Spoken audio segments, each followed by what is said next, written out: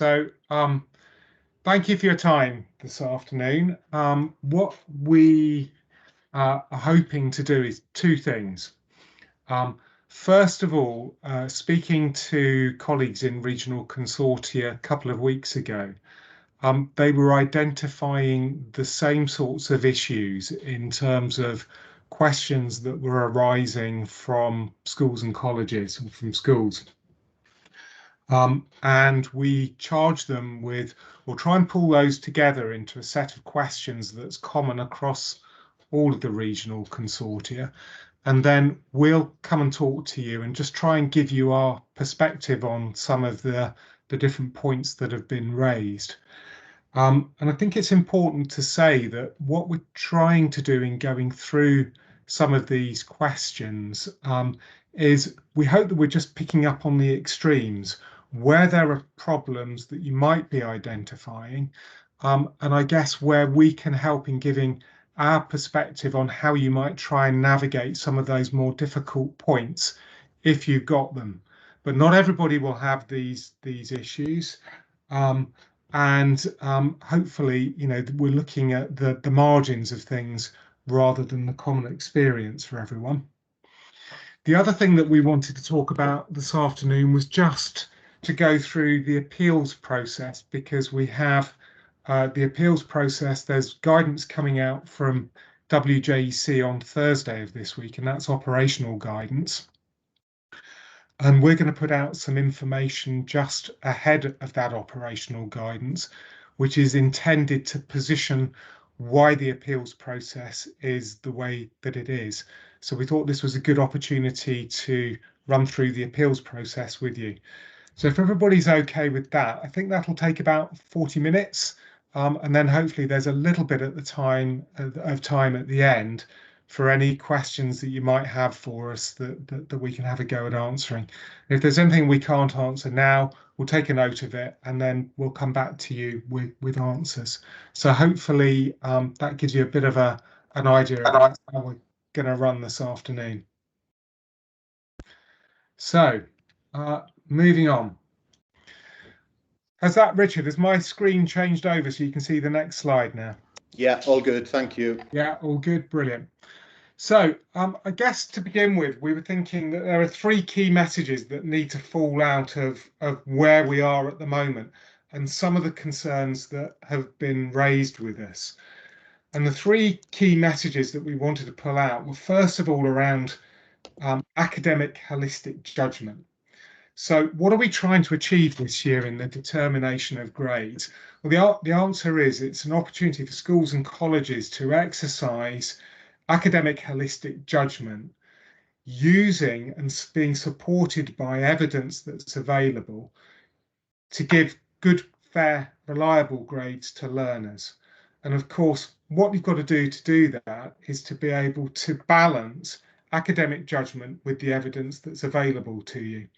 And we know that that's a tricky balance, and through some of the questions and the scenarios that have been raised, we're hoping that we can work through some of those points so that you've got a bit more guidance. The second key message is, well, it's an evidence-based model. Why is it evidence-based? I think there were a lot of concerns last year, certainly when we did our consultation last summer, and also when other bodies like the Children's Commissioner and the EHRC got involved. There were concerns around bias and discrimination against learners. There were concerns about the model being as objective as it possibly could be. So we felt it was important this year, when there was a bit more time to implement something, and we all know that there's still limited in time to implement something different, that there was an evidence-based model which provides more objectivity, more transparency in the model, and then also hopefully support schools and WJEC in any appeals process that might follow from the issue of grades. Now, the hard thing will be reconciling all of this together to actually determine grades for individuals, especially where you may have some conflicts between the evidence that you've got, particularly fresh evidence that you might be collecting, and holistic judgment.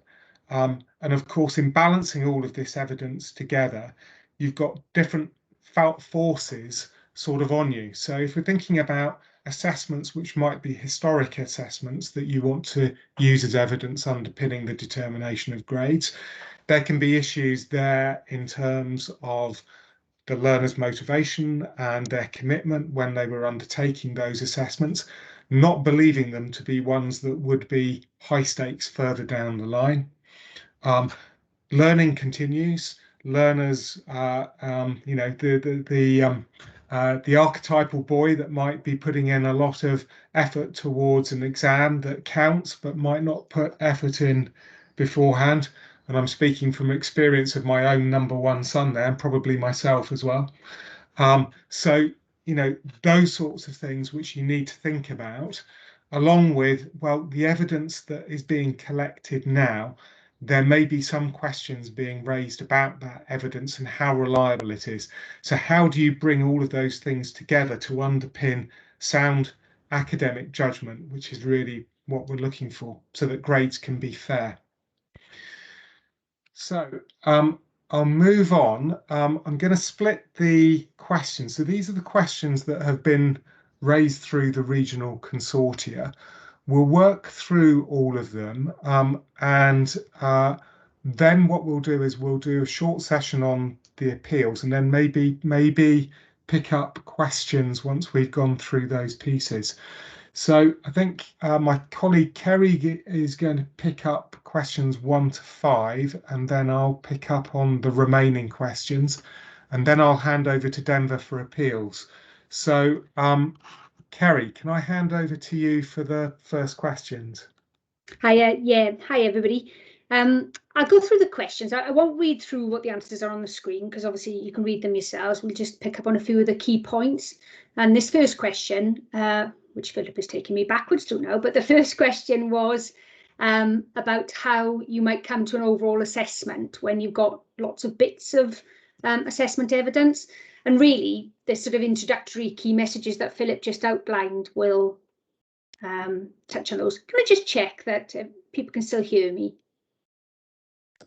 Yeah, we can hear you, Kerry. I think Excellent. Philip looks like he might have frozen. So. I think Philip was frozen, hasn't he? So I wasn't sure if it was me that had been frozen then, or whether it was Philip. I can hear you loud and clear, so carry on. Great. So I'm not sure any of you can see the right slide now then, since Philip has Kerry, frozen. I'm trying to recover the slides, but something's gone wrong on my end, so I'm just trying to do that. Okay, so the first question was, how do we come to an overall assessment grade when we have many bits of assessment? So that kind of picks up on the key messages Philip just outlined, in terms of it's about the sort of teachers using an academic judgment and considering all the evidence in balance to come up with a holistic overall grade, and making use of the evidence that you have that you think is the fairest, most authentic representation of the learner's work.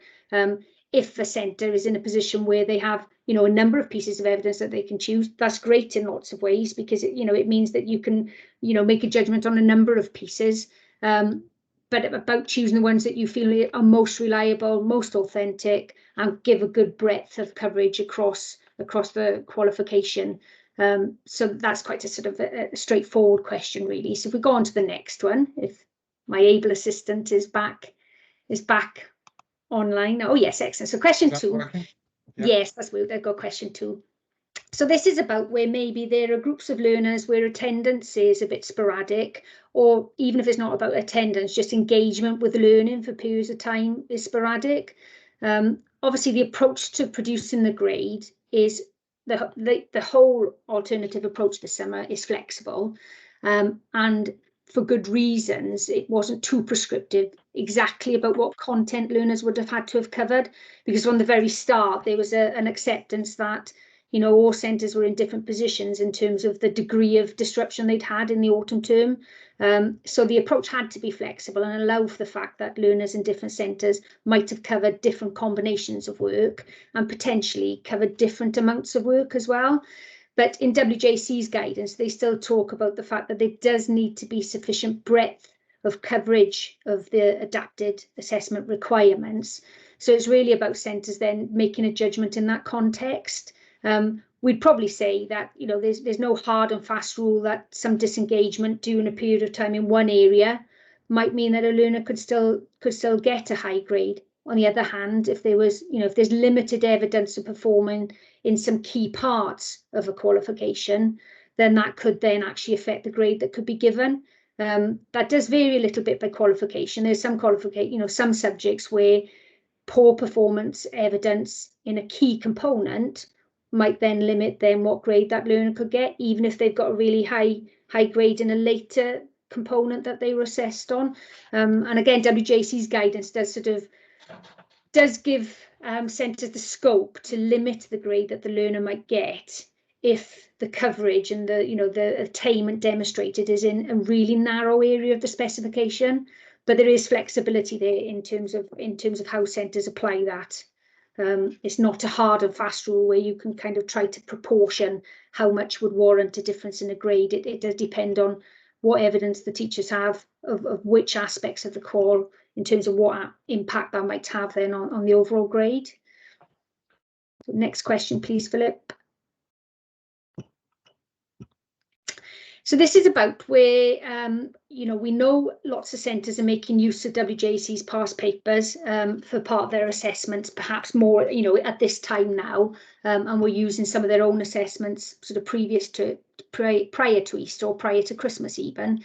And just this question of, if you have your own assessment evidence and you're using WJC's past papers, what sort of weighting should you give to it? And there are no weightings applied to that really. It's just about centres, making a judgment call based on the evidence they have.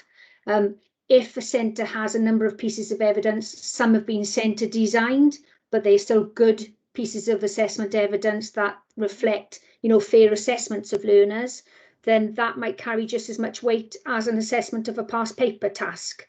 And centres would take into account the context in which those assessments were completed.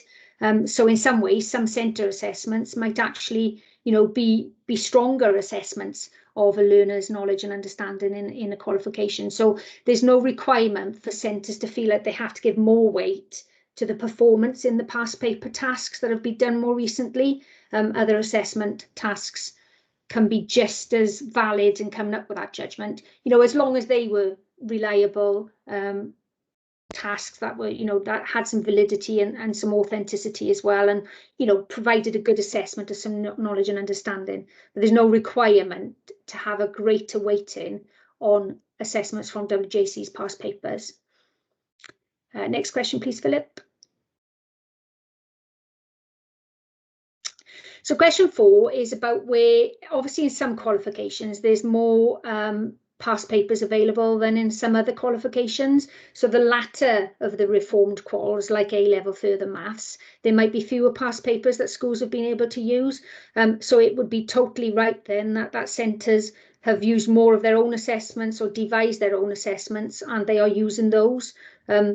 As my answer to question 3 suggested, it's perfectly fine and probably very good for centres to be making use of some of their own assessments across all quals anyway, but particularly in subjects where there are fewer past papers available, then it would be right that centres are making use of assessment tasks that they might have used previously. They don't all have to be brand new assessment tasks, or that they have, designed in the last sort of few months.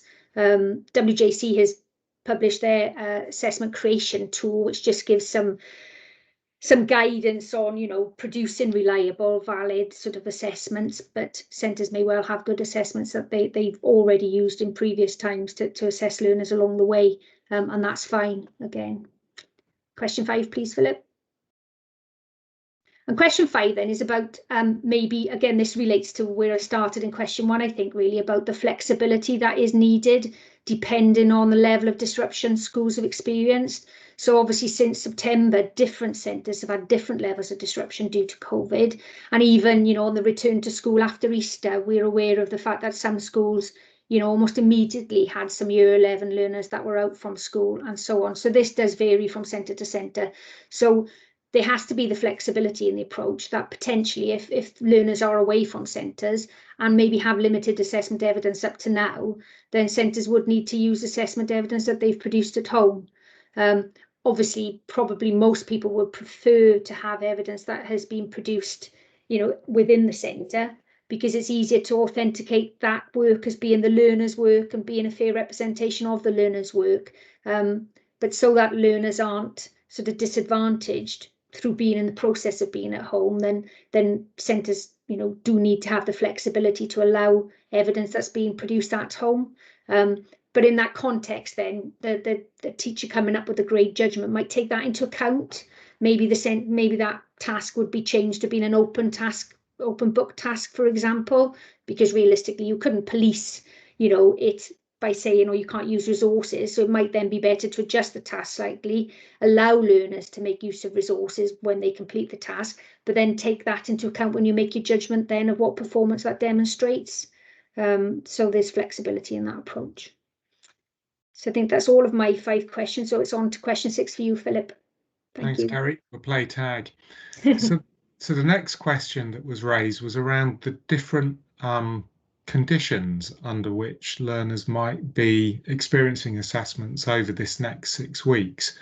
And clearly, the approach that's been put forward allows a huge amount of flexibility for schools and colleges to do what's right in their circumstances. And we know that some schools and colleges have taken a decision to introduce almost like a quasi-exam timetable into timetable assessments, and to be running, whether it be past paper or anything else, almost like their own exam series, or certainly there's a perception of that amongst some. We all know it's slightly different. And then there are others that are taking an approach which is more about sort of micro assessments, if you wanted to call them that. So they might be integrated into teaching and learning, where there's a process of teaching, revision, or revision, and then assessments at the end of that. So people are looking for some indication on whether, either approach, both approach is okay, whether there's a preference.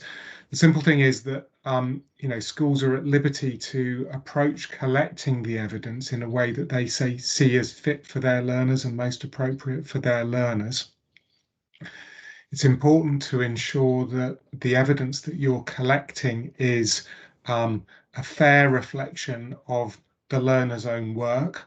Albeit what Kerry's just said about assessments being undertaken at home, as far as possible for those to be undertaken in some conditions that you can be assured it's a learner's own work. That doesn't have to be strict exam conditions. It's just making sure that it's the learner's own unassisted work. The other thing to note is that if you are integrating into teaching and learning, so if there's a process of revision and then an assessment at the end of it, that might give you a slightly different indication of a learner's attainment relative to if they'd taken a whole past paper at a single point. So you'd expect their performance to be slightly higher there if they've just revised a topic and then being tested on it. So just being conscious of that and thinking about it in those overall grade descriptors when determining the overall grade for the learner. So I'll move on to the next question, which is around, are learners able to see assessment judgment outcomes that have been made on pieces of work or on WJC papers? So this is, can they see the outcomes of assessments as they're going along? It's very much for a centre to decide whether they wanted to do that or not. We think that there are some advantages from transparency perspectives, so learners understand the assessments that they've taken, understand how they've performed in them. There may be some advantages there in terms of the appeals process later on as well, because there may be fewer challenges as a consequence of that, because learners have had sight of how they've performed in those assessments as they've gone along. But there's no prescription either way. There's no prescription to say you shouldn't share the outcomes of those assessments as you're going along, nor nothing to prohibit you from doing so. So schools have got the flexibility to undertake the processes as they would wish. So the next point is around learners who are well supported at home and may have been revising for certain subjects using all of the range of information that's available. And we know that the past papers are available, and we know that mark schemes are available. And the concern's been raised that when they presented with similar or same papers, when they're actually taking assessments, take evidence, they may achieve higher outcomes than would actually sort of your academic judgment would suggest. And how might you approach this? And this is probably the biggest minefield, and we recognise that this is a minefield for schools where they're using past papers and mark schemes are readily available. Now, one of the reasons for the focus that we've got on academic judgment is teachers will know their learners best. So they're in the best position, in fact, probably the only position, to exercise the sort of judgment that's needed this year in order to determine a grade. Now, when they do that, they will have to look at the evidence which is presented and then make some decisions about how reliable that evidence is. So if historic evidence, for example, is that the learner was performing at, let's say, grade B, and then let's say they take some assessments now, and those assessments now, they have stellar performance and they come out with very high grade A stars. You've got two conflicting pieces of evidence that you would need to make a judgment around how much weight to put on either. And in some ways, both have got their issues. The grade B evidence may have been when the learner was less motivated, and the grade A star evidence is when the learner has been best prepared for an anticipated assessment. So schools will have to make some judgment about how reliable each piece of evidence is. So, has the learner's performance in all of the other things that you've seen supported that push towards the summative assessments at the end of the course? Is it, as I talked about before at the very beginning, the classic boys push towards, well, it's going to really count now, so I'll apply myself. Is there other evidence of that in the work that's there? It's important that schools exercise their professional judgment at this point in weighting which evidence to place most reliance upon. And then it's important that that's documented in the decision-making record, because the decision-making record in effect provides the rationale for why the grade has been determined as it is, using the balance of all of the evidence that's available. But I know there's not a lot of time available, and probably not enough time to do any additional assessments for a learner, but there are maybe opportunities for teachers to almost confirm the evidence that's come out of some of these later assessments. So by asking questions of learners in class, some people have talked about mini Viva exams, but I think that's probably going too far. But you can certainly use the interactions with learners to understand how reliable some of that evidence might be. Do they really know the material that they've demonstrated through those assessments?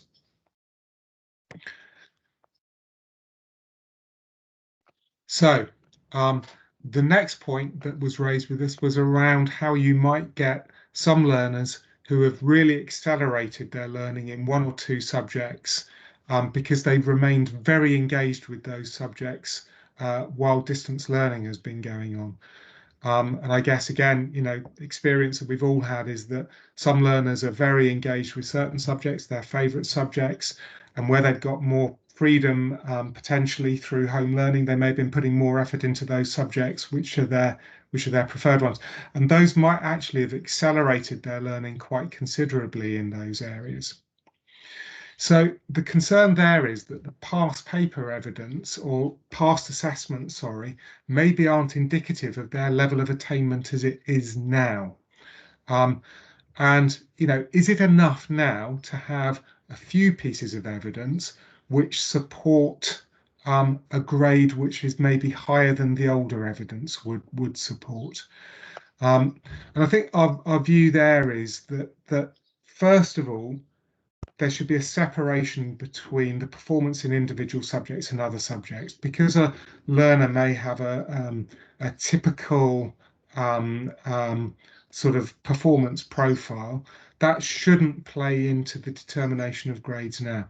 So if learners have focused on particular subjects and accelerated their learning and got higher levels of attainment in those subjects, then the centre determined grade should reflect those higher levels of attainment. It's also one of the key messages that we've made several times. It's about the quality of the evidence and the reliability of the evidence rather than the quantity of the evidence. So if you've got a small number of high quality pieces of evidence now that can support a higher level of attainment and a higher grade for those learners that are very engaged in particular subjects, then record that in the decision-making record.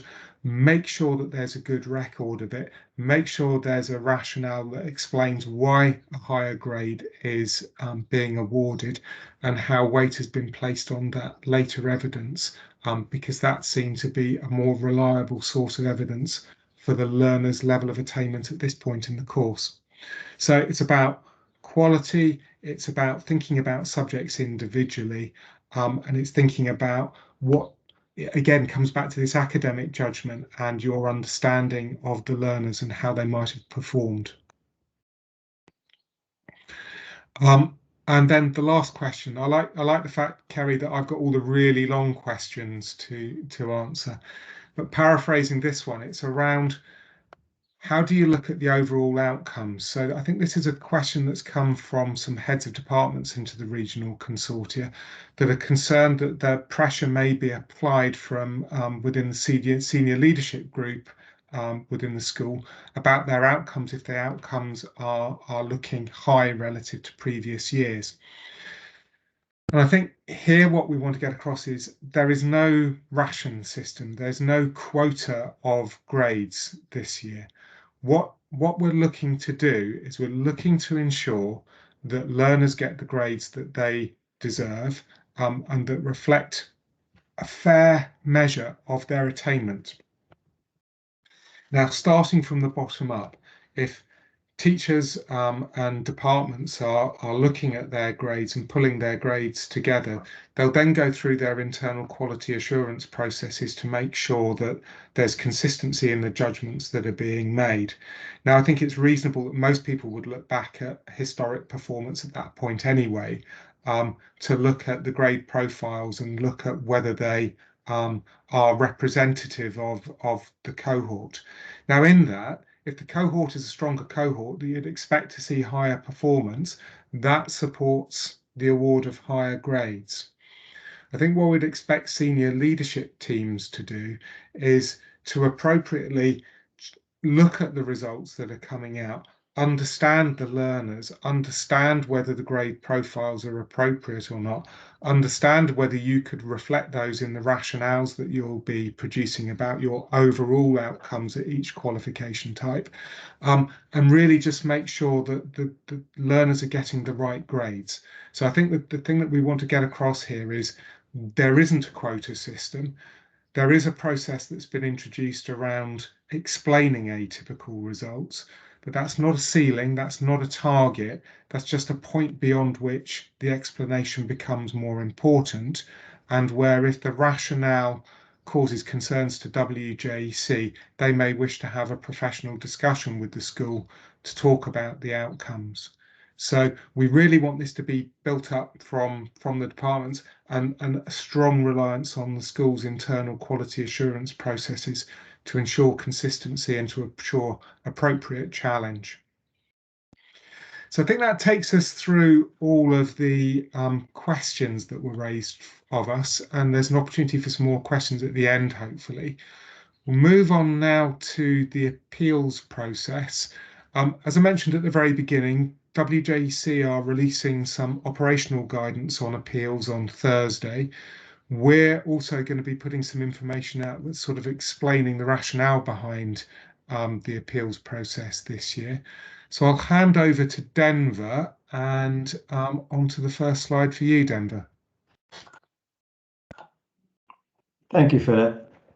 So yeah, so there's a 3-stage process in place this year. So stage 1 is the centre review stage. Stage 2 is the appeal to WJC, and then stage 3 is procedural review that Qualifications Wales conducts as in a normal year. So this presentation will just go through very quickly some of the key aspects that we're going to be highlighting in the information to schools and colleges that we're publishing on Thursday morning that will be helpful to read alongside the WJC operational guidance to just try and provide a bit of context and the rationale behind some of the decisions that are taken. So if we start with the stage 1 centre review, so there are 3 grounds essentially there that will be conveyed in the WJC documentation around what that stage 1 does. So it can be a straightforward sort of administrative error that the appeal can be based on. Procedural error, so this could be where information that you've told the learner that will be contributing to the centre determined grade has not been used, for example, or evidence that has been taken into account that the learner wasn't informed about, or maybe reasonable adjustments or special considerations have not been applied when they should have been applied. So very much focusing on the process there. And then the third ground is around the judgment. So this is where the learner believes that the grade that they've been awarded is incorrect and not a fair reflection of the standard of their work and the level of their attainment. And we'll go through a bit of that in more detail, but very much focused on them putting a case forward as to why the grade is wrong, rather than on trying to put a case forward to justify a different grade. You can go to the next slide, Philip. Thank you. So the rationale for the stage 1 is one of the things that we're going to cover in the document. And in response to some of the findings from last year's process and the independent review, we believe the stage 1 is an essential part to ensure that learners have a fair and meaningful appeals process this year. We also want to set out exactly what it's not trying to achieve. So it isn't a sort of a review of marking type service as it would be in a normal sort of year where there's a common mark scheme to be applied. It's focused on a appeal on the basis of the grade decision that's been taken. So it should not be sort of the learner putting forward more granular type evidence based on individual tasks, in terms of how they've been marked. It's about that holistic decision that's reached that final grade decision. Again, we want to make it clear that this should not be seen as an opportunity to try and improve a grade or make a case why you should have a better grade. It's about correcting an incorrect grade, a grade that has not been reached in a fair and reasonable decision in a meaningful way. We also want to highlight the importance of the decision-making record to underpin the appeals process for a number of reasons. So the decision-making record provides that rationale and that transparency to the learner as to why they've reached the decision they have on that grade. It's also, hopefully that will reduce the number of appeals if they can clearly understand how the school or college has made that decision. It'll also be important for the reviewer at the centre, and if it goes to stage 2 at WJC, to have that document to be able to rely upon to understand how that final decision has been made in light of the other evidence available. Next slide, please, Philip.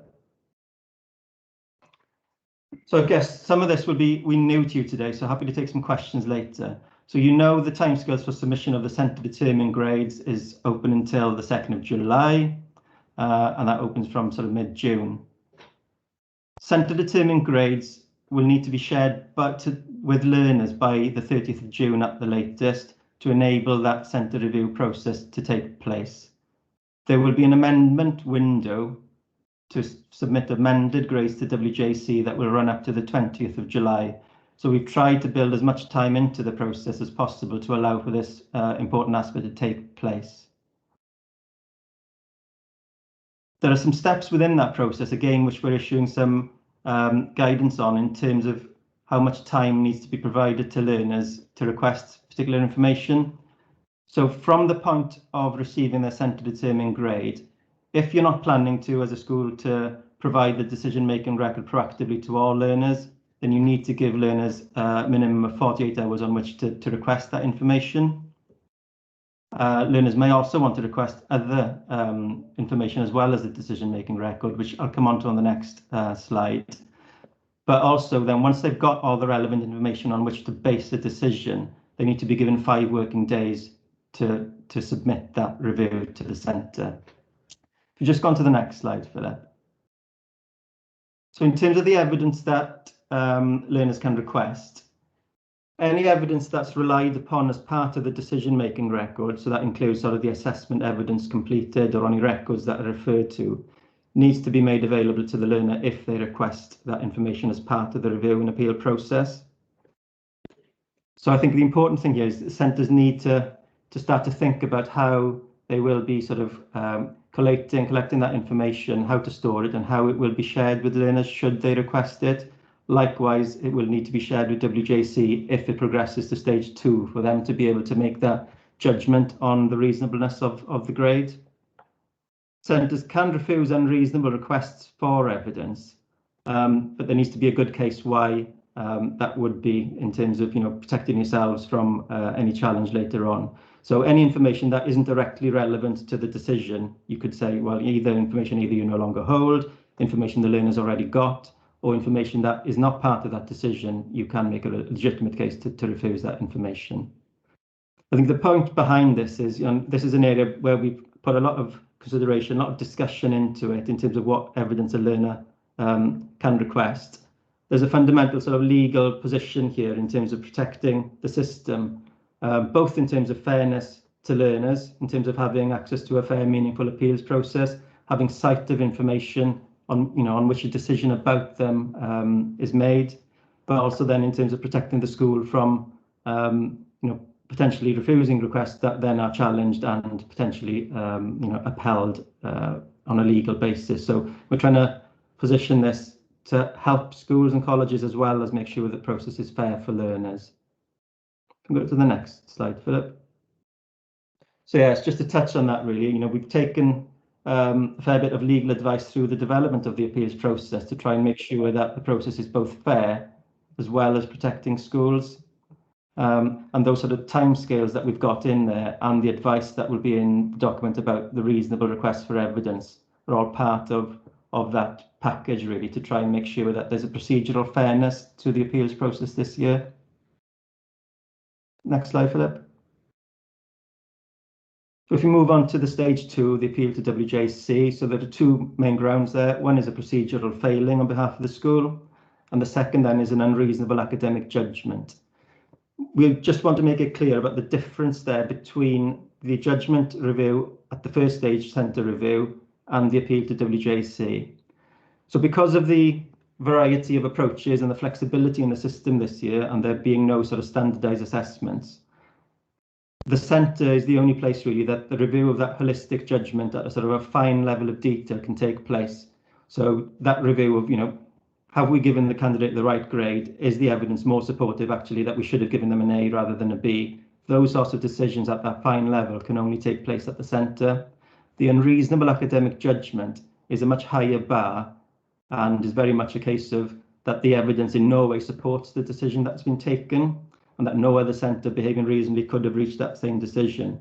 So, we are looking at this as part, it's a safety net really for those learners where the decision making and the review process in the school has failed for whatever reason, and there are those cases whether for learners who believe there's bias and discrimination as part of the process or not, but they believe clearly that the evidence does not support the grade awarded would be the only cases where they would be upheld at stage 2. As part of how it works procedurally, the centre will need to be the conduit, like in normal years, to submit it to WJC, but the learner will be responsible for providing the rationale and the reasons, and WJC will be providing some template documentation to support centres and learners in terms of navigating their way through this process this year. But I think it's an important thing to bear in mind the difference between that stage 1 and stage 2 academic reasonable judgment, and why we think it's important that it is there at stage 1, because stage 2 will only be able to correct sort of those significant errors. And moving on to the final stage, so we have an EPRS process, which is a procedural review in a normal year, and it's very much focused on the compliance of WJC with regulatory requirements and their own procedures. think, again, we want to make it clear what the process can and cannot achieve. So, that process is looking at procedural failures. It will not look at the academic judgment. It won't review assessment evidence, and it's not to check on whether the centres follow due process. That bit will be done at stage 2 by WJC. So the likelihood of an EPRS resulting in a grade change is relatively low, because unless we found a procedural failing that was directly related to how WJC looked at that unreasonable academic judgment, that is unlikely to happen. But the outcome of an EPRS is us, again, would not be us changing any grades. It would be going back to WJC with our findings and asking them to look at whether that had a material effect on the outcome. So I think that's the end of my presentation. So I'm sure there'll probably be some questions. Back to Philip. Yeah, thank you, Denver. I think we just wanted, before we end the slideshow part, just to go back to those 3 key messages at the very beginning around academic holistic judgment being the important part of this, and it having an evidence base to support it, but it being about providing a fair grade to learners using the most reliable evidence that's available. The whole reason the model uses evidence and is evidence-based is because there were so many concerns last year around the potential for bias and discrimination, and the need for learners to feel that their grades had been determined in an objective way. And I guess finally, we recognise the difficulties that there are in reconciling sometimes where these things might be in conflict. But in those, needing to have a look at the evidence that's available and really placing greater weight on the evidence that you consider to be more reliable. So I think that is us in terms of the set of slides. I am now going to have a go at